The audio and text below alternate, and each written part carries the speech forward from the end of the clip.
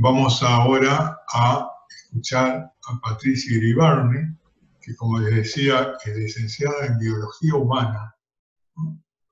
Y además trabaja como coordinadora del programa de extensión de la Facultad de Ciencias de Udera.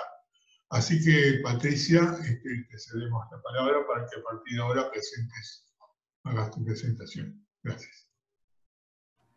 Muchas gracias, Julián. Estoy viendo cómo cargar acá la presentación. Ahí voy. Ahí creo que está, ¿no? ¿La están viendo, verdad? Sí, perfecto. Genial. Bueno, primero que nada, bueno, saludarlos a todos, agradecerles el espacio, agradecer la invitación a la red para contarles un poquitito. Voy a tratar de ser media rápida por la hora. Y bueno, obviamente si hay algo que quieran que yo explaye un poquito más o me detenga, lo podemos hacer en el momento de intercambio. Primero que nada contarles esto, desde dónde vengo, que Julián me presentaba. Soy docente de la Facultad de Ciencias, coordino una unidad que es la unidad de extensión, y solamente por si alguno no tiene idea o no le suena qué es la extensión universitaria, contarles que es una función de la universidad, de las universidades, y que desde el punto de vista de su concepción de lo que es la extensión o cómo la concebimos actualmente desde la Universidad de la República, es aquella función que nos permite trabajar de forma colaborativa con otros sectores de la sociedad. En términos más de definición, si se quiere, la extensión puede ser vista como un proceso pedagógico, donde hay una posibilidad de aprender y enseñar de forma bidireccional y entre todos aquellos que participen de determinado proceso. Entonces se trata y la unidad de extensión lo que hace es tratar de promover ese tipo de procesos que se dan en diálogo y en colaboración con otros sectores de la sociedad. Eso como para ubicarnos desde dónde voy a conversar un poco. Lo otro que tenía como para contarles, así como previa, antes de contarles la experiencia en sí mismo, es contarles dónde está la Facultad de Ciencias, porque el énfasis de nuestro trabajo, de gran parte de nuestro trabajo desde la unidad somos 5 personas que trabajamos y promovemos este tipo de procesos, es en Malvin Norte. Entonces, parte del trabajo que hacemos lo desarrollamos en este territorio, que tiene algunas características bastante particulares. Es un territorio de Montevideo que se puede, a quienes les dicen barrio, a mí me cuesta decirle barrio porque en realidad en Malvin Norte hay muchos barrios. Entonces se han ido conformando y se ha ido habitando el lugar de diversas formas en los últimos 30, 40, 50 años, lo que genera las características particulares que tiene hoy el territorio.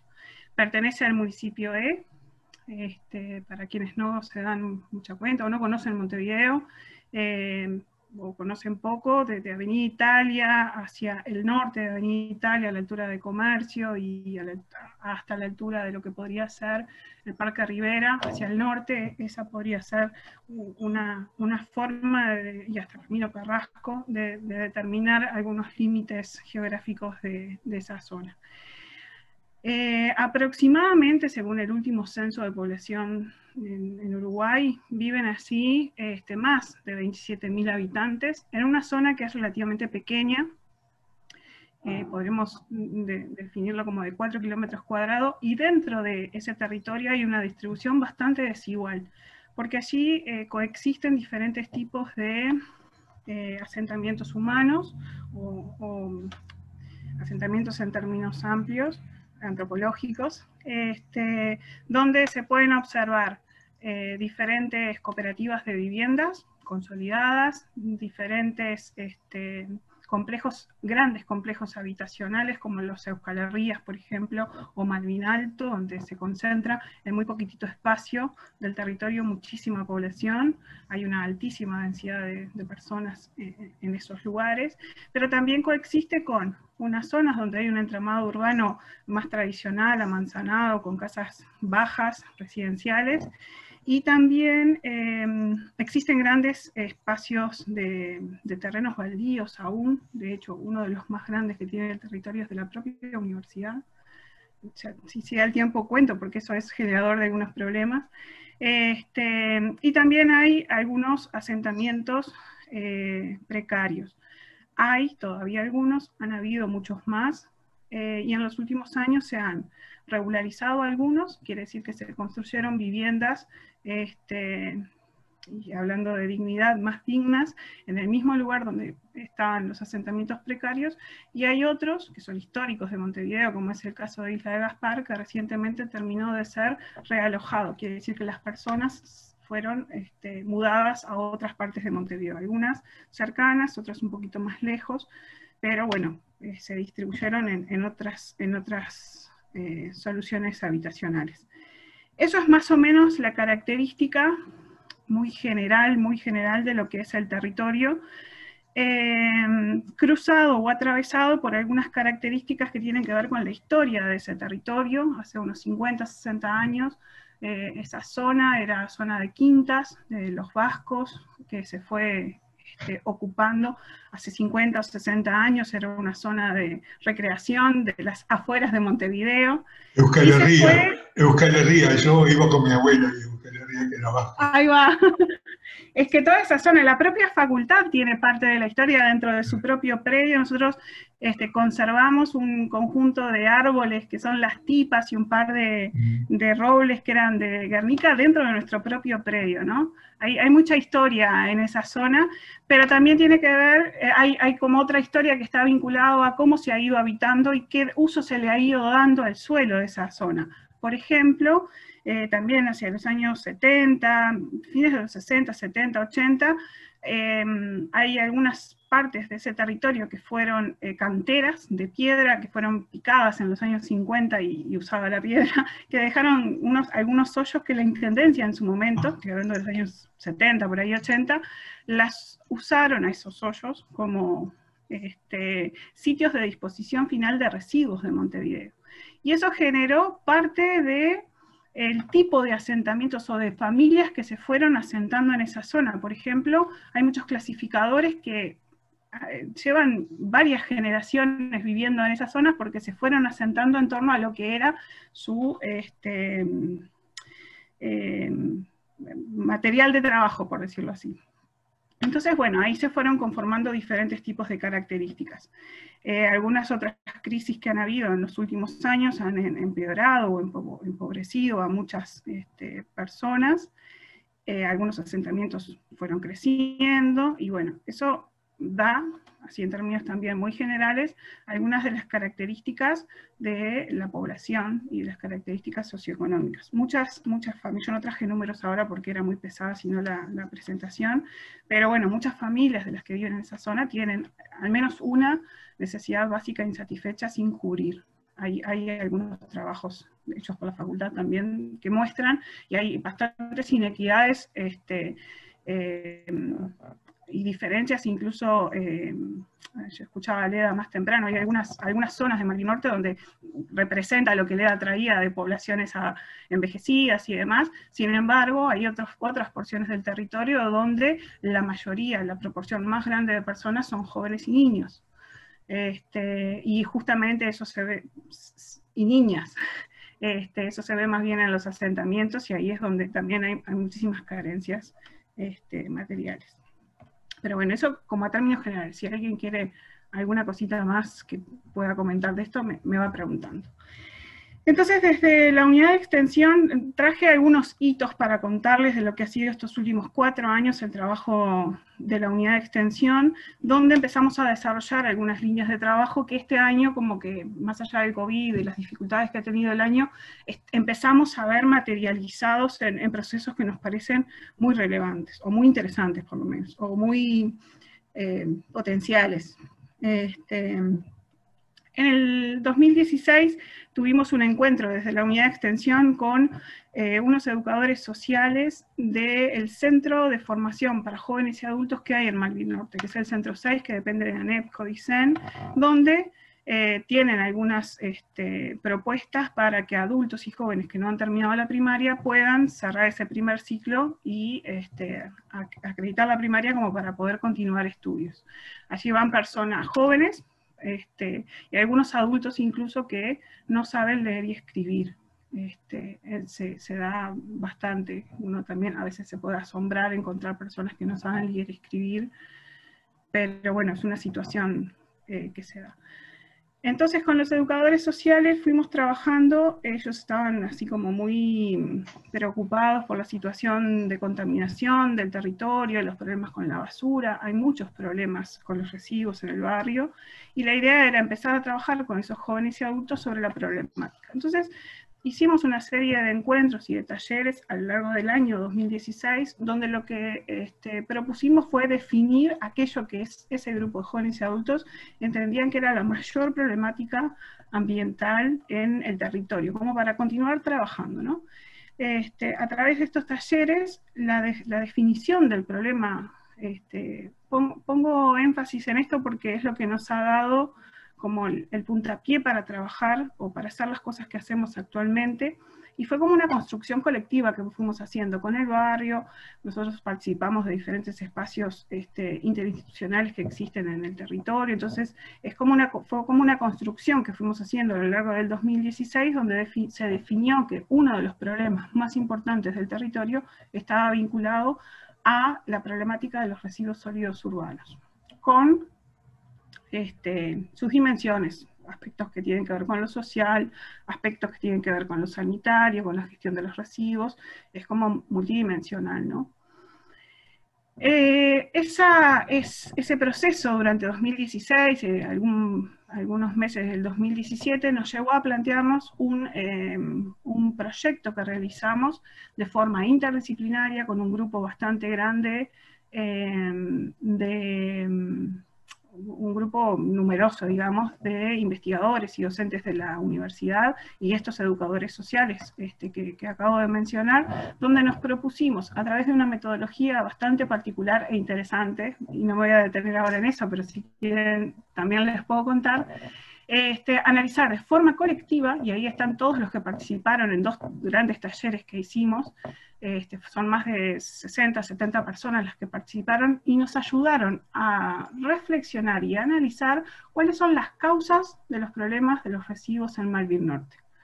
Entonces pudimos, a través de esta metodología, indagar en aquellas causas que son sistémicas, aquellas causas que son filosóficas y aquellas causas que son simbólicas del problema vinculado a los residuos sólidos urbanos. Tenemos a partir de ese análisis un informe y una tabla de causas que son múltiples, que es muy interesante y que nos ha ayudado a pensar. Desde entonces empezamos a pensar, bueno, de qué forma podemos dar respuesta y podemos abordar la problemática siguiendo estas consignas, ¿no? Hacerlo de forma colectiva, con la comunidad, involucrando a aquellos que viven el problema, pero también a aquellos que saben del problema. Aquellos que viven el problema saben del problema, pero también hay otros, ¿no?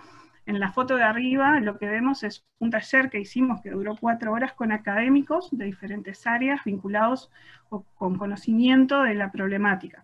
Allí hay antropólogos, artistas, filósofos, biólogos, bioquímicos, sociólogos. Buscamos aquellas personas que entendíamos que podían dar respuesta desde diferentes lugares a la problemática. Y en la foto de abajo lo que vemos es un equipo de representantes territoriales que también están vinculados a la problemática y que hicimos un taller que fue de más horas todavía, duró todo un día este taller, donde lo mismo, tratamos de analizar de forma colectiva cuáles eran las causas de la problemática de los residuos en Malvin Norte. En ese taller participaron maestras de la zona, personas vinculadas a ONGs, personas vinculadas a cooperativas que se encargan de la limpieza de los residuos en la zona, alguna por convenio con la Intendencia, por ejemplo. Participó la Intendencia a través del grupo de ETEA, que es el Equipo Técnico de Educación Ambiental, participaron clasificadores, participaron representantes del gremio de clasificadores, y seguro me estoy olvidando de alguna otra persona, y algunos otros referentes barriales, gente del Centro Cultural de Malvin Norte. Bueno, La cuestión es que entre todos ellos pudimos entender un poco cuáles son las causas de los problemas vinculados a los residuos. Con ello, en el 2019 hicimos un espacio de formación integral, que ahora les cuento un poquitito más qué es eso, y un mapeo participativo.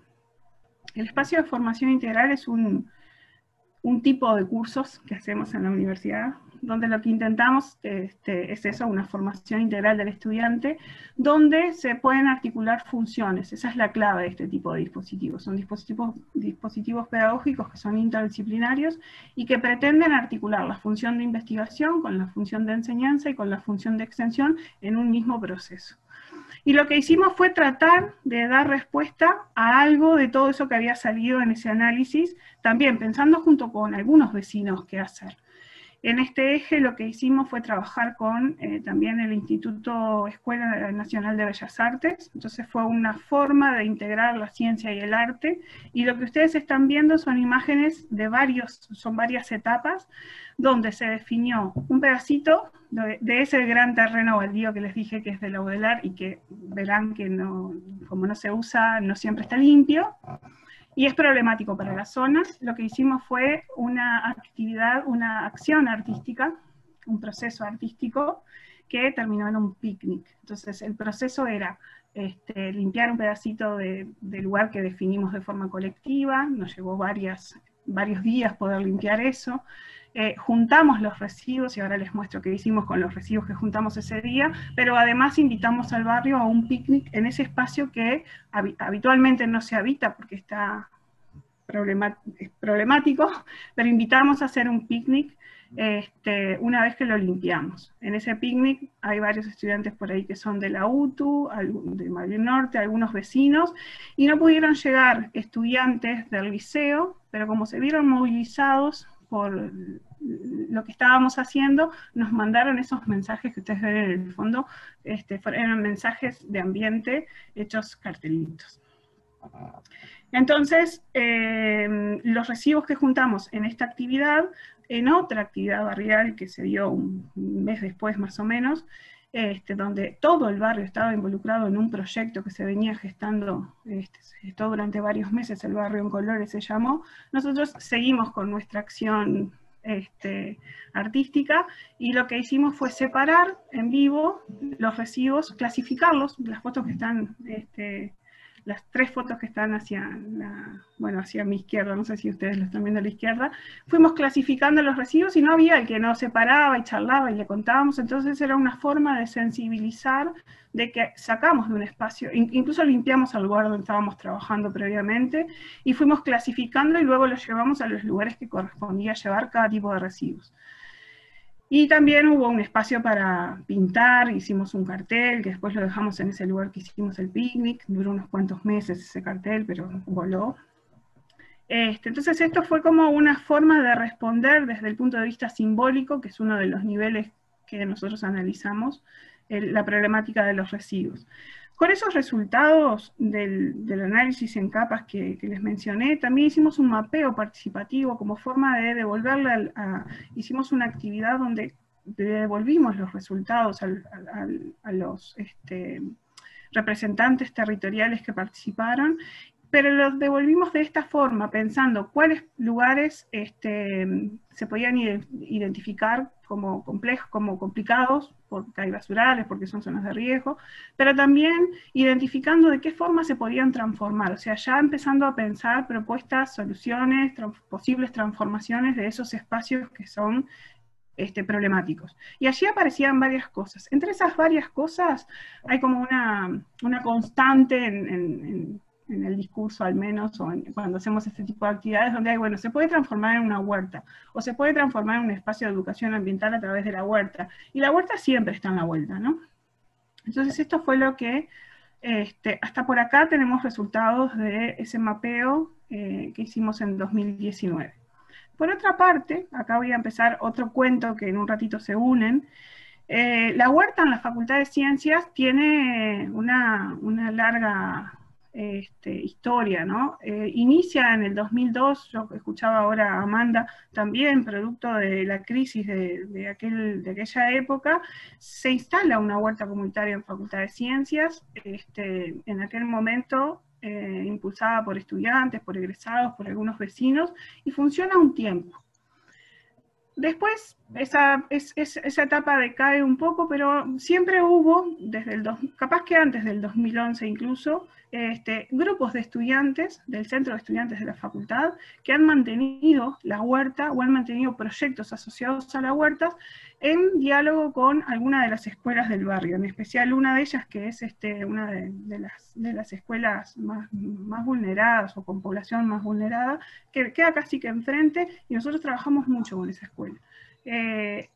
Después, en el 2016, el Centro Cultural de Malvin Norte, también junto con estudiantes, ayúdame con el tiempo, Julián, cualquier cosa. Sí, estamos muy justitos ya, te aviso. Muy justito ya. Porque así no da tiempo para alguna puesta en común después. Un minutito así hago un cierre más o menos. Perfecto. Y nos quedamos charlando. Vale. En el 2016 surge nuevamente una huerta comunitaria, pero esta vez junto con el Centro Cultural de Malvin Norte, con quienes desde entonces y con diferentes momentos de producción de esa huerta, digamos, vamos pensando en un programa integral de huertas urbanas, que es en la etapa que estamos ahora. Estamos en la etapa de ver cómo le damos, tenemos un montón de ideas, estamos haciendo un montón de cosas, pero es ver cómo desde la huerta pasa a ser una plataforma de procesos integrales, de aprendizaje, de enseñanza y de problematización de un montón de temas y de situaciones que se pueden trabajar desde la huerta. La cuestión es que hoy día estamos trabajando en la huerta, bueno, son imágenes que las paso, y en la huerta estamos vinculando permanentemente la problemática de los residuos, o sea, aquí se unen estas dos historias, ¿no? Los procesos de huerta que se vienen dando en las facultades desde hace muchos años, con esta otra línea de trabajo que tiene que ver más con los residuos y que es muy acuciante en Malvin Norte, a través, y esos globitos tratan de mostrar, a través de diferentes tipos de procesos que nosotros vamos articulando, conectando, coordinando, que involucra a centros educativos, que involucra a las redes barriales, que involucra a estudiantes nuestros, a docentes de la facultad, e incluso más, porque tenemos un grupo de trabajo que nosotros participamos desde este tipo de plataforma, donde está integrado incluso el municipio, o sea, estamos trabajando como en varios frentes, pero como con el mismo objetivo. Entonces nosotros estamos en esta etapa de, bueno, tenemos una plataforma de procesos integrales que giran en torno a trabajar la huerta con todo lo que ello permite hacer y además ver de qué forma poder abordar la problemática de los residuos. Y por ahí, corrí, pero por ahí. Muchas gracias, Patricia.